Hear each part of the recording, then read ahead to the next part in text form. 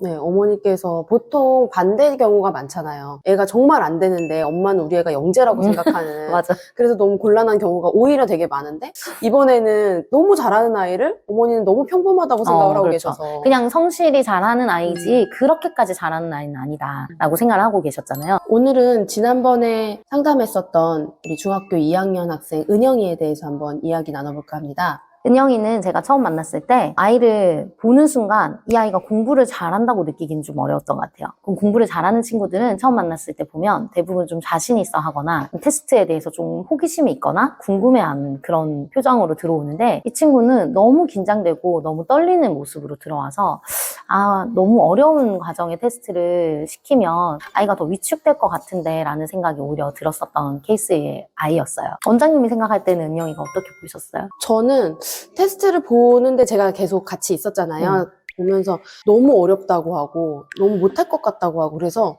되게 못하는 친구구나. 시간도 너무 오래 걸리고. 네, 그래서 잘 못하는 친구인데 너무 무리해서 이걸 시켰나? 이렇게까지 생각을 했었어요. 근데 또 거기서 우리가 이상하다고 생각했던 거는 사실 실제로 공부를 못하는 친구들은 테스트 할 때 어때요? 저 다 했어요 이러고. 굉장히 시간이 빠르다. 그죠?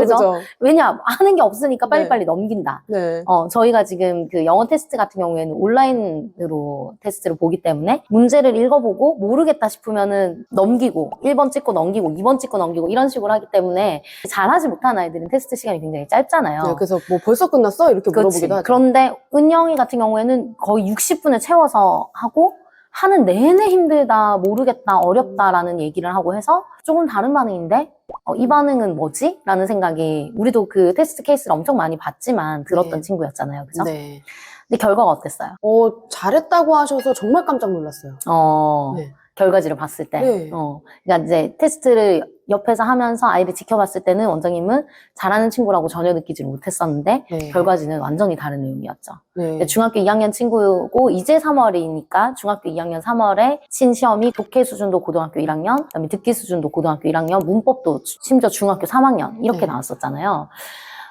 정말 잘하는 친구였어요. 그래서 사실은 중학교 2학년 난이도의 시험보다 더 높은 난이도의 시험을 봤으면 어떻게 더 나왔을지 모를 정도로 잘하는 친구였는데 이게 상담을 하면서 너무 신기한 우리가 상황을 봤잖아요. 그죠? 네. 어머님이 이 사실을 알고 계셨었나요? 전혀 모르고 계셨고 그쵸?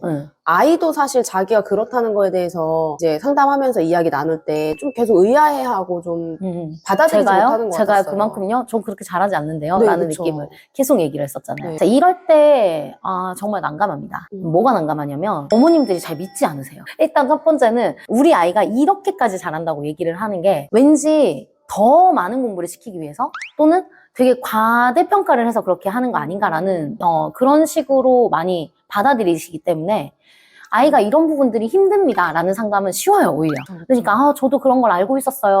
그게 어려웠군요. 이렇게 서로 대화가 되는가 하면 어머니 아이가 너무 잘합니다. 고등학교 1학년 수준이 나왔어요 라고 얘기를 해도 이 어머님이 안 그래도 집에 와서 찍었다고 하던데 찍어서 그렇게 나온 거 아니냐 라는 반응이었다는 거죠.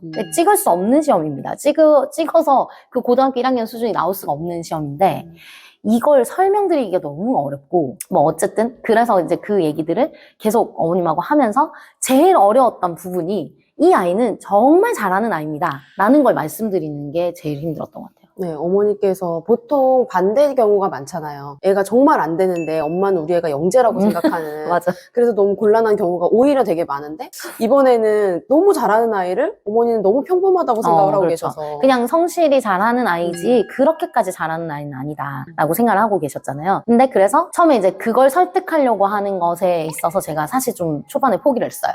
왜냐면 이걸 내가 계속 아니라고 얘기를 하는 게 엄마 입장에서도 아니 내가 알고 있는 아이는 그렇지가 않은데 라는 마음이 있기 때문에 상담을 그렇게 들어가 버리면 서로 이제 대화가 소통이 안 되니까 제가 그 얘기를 끊고 오히려 이 아이가 이렇게까지 잘하는 아이가 왜 이런 반응을 하는지를 저는 찾아 들어가는 상담을 했던 것 같아요.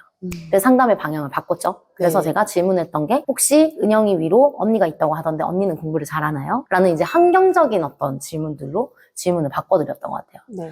그랬더니 어머님이 언니가 있는데 언니가 굉장히 성실하게 공부를 하고 공부하는 시간과 양이 되게 많은 친구인가 봐요. 이 친구가. 그 모범적. 그러다 보니까 1살 터울의 친구는 언니만큼 나는 공부를 하고 싶지 않아. 그리고 나는 언니만큼 잘하지 않아. 라는 생각이 굉장히 지배적이었던 거죠, 이 아이한테. 그래서 되게 특이한 케이스다. 어머님하고 대화를 했을 때도 어머님이 그렇다고 해서 둘째에 대해서 너는 언니에 비해서 못해 라는 생각을 가지고 계신 것도 아니고, 그쵸. 그리고 또 대화를 계속 해봤더니 어머님이 너무 좋으신 교육관을 갖고 계셨어요. 그러니까 아이가 그렇게 잘하는 아이라는 걸 모르고 계셨을 뿐이지, 어머님도 어느 정도는 교육에 대해서 열의도 있으시고, 이 아이가 조금 자기의 그런 어떤 한계를 조금 뛰어넘는 수업들을 좀 받았으면 좋겠다라는 생각이 있으셨는데, 사실 실제에서 학원에서 그런 수업이 이루어지지 않았기 때문에 거기에 대해서 오히려 불만이 좀 있으셨던 상황으로 오셨는데, 너무 재밌는 케이스인 거죠. 그래서 이제 이 친구의 어떤 그 학습 정서가 얼마나 능력에도 영향을 미치는지를 보여줬던 케이스가 아니었나라고 생각을 해요. 능력은 굉장히 출중한 아이였음에도 불구하고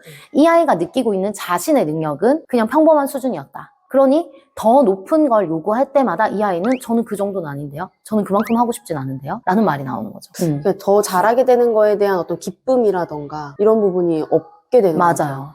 그러니까 이제 그게 제가 그날 어머님하고 짧은 상담을 통해서 제가 조금 이런 방향이 아닐까라고 생각을 했던 부분은, 언니가 학습량이 굉장히 많고 그걸 굉장히 성실하게 하면서 칭찬을 많이 들었던, 근데 어머님이 또 뭐라고 얘기하셨냐면 언니는 성실하지 그렇게 잘하는 아이는 아니라고 하셨거든요. 네. 되게 재밌죠.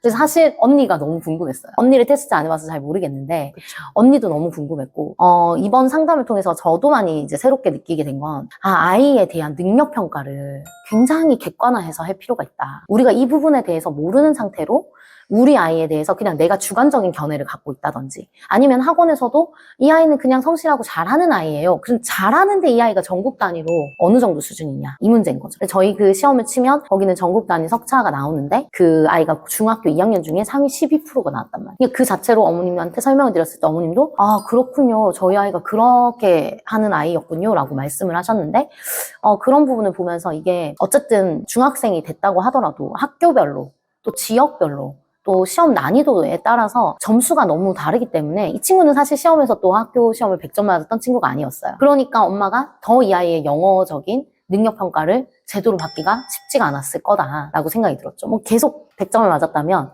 학부모 입장에서 우리 아이는 영어를 100점 맞는 아이야 라는 인지가 있을 텐데 90점을 맞아오니까 그냥 뭐 적당히 나쁘지 않게 하나 보다 라고 이제 생각을 하시는 경향이 많았던 것 같아요. 은영이도 상담할 때 그 100점과 90점에 대해서 이야기할 때 저 좀 놀랐던 게 그래도 100점을 맞고 싶은 쪽으로 아이가 좀 생각할 것 같았는데 좀 90점도 괜찮고 그것보다는 자신의 실력이 오르는 게 더 자기 그렇죠. 좋다라고 해서. 그치. 네. 근데 되게 신기하게도 말은 그렇게 했는데, 그래서 그럼 높은 수준의 걸 해보자 라고 했더니 그거는 어려워서 못할 것 같아요 라고 얘기를 하잖아요. 이게 상충되는 두 가지 마음이 계속 부딪히는 거예요. 네. 이게 학습 정서가 받쳐주지 않을 때 일어나는 현상이라고 저는 생각을 하거든요. 근데 학습 정서라고 하면 우리가 쉽게들 안 되는 아이들, 능력이 부족한 아이들이 공부하기 싫어해서 나타나는 현상만 학습 정서라고 봐요. 근데 이번 케이스는 어땠어요? 잘하는 아이고, 심지어 잘하는 아이들 중에서도 더 잘하고 있는 아이임에도 불구하고 이 아이가 가정적인 어떤 여건 또는 사람들이 자기에 대한 평가, 또 스스로가 느끼는 공부에 대한 중압감, 이런 것 때문에 이 아이가 학습 정서가 낮아져 있으니까 능력 발휘가 전혀 안 되는 상황이 되는 거죠. 이건 정말 풀어가야 될 큰 숙제입니다, 지금부터. 네. 그래서 어머님하고 상담을 마무리할 때 제가 은영이 어떤 마음이 아이로 하여금 이렇게 도전하거나 뭔가 이게 재미있다고 느끼지 못하게 하는지에 대해서 저희가 많이 면밀하게 들여다보고 학습 방향이나 설계나 그리고 방법적인 것들을 그에 맞게 저희가 처방을 하겠다고 말씀을 드리고 상담을 마무리했던 케이스가 있었어요. 그래서 오늘 제가 드리고 싶은 말씀은, 학습 정서는 잘하는 아이건 못하는 아이건 공부를 좋아하건 싫어하건 이런 거하고 상관없이 아이의 학습 정서는 그때그때 달라질 수 있으니 면밀하게 살펴주셔야 한다라는 말씀을 드리고 싶습니다.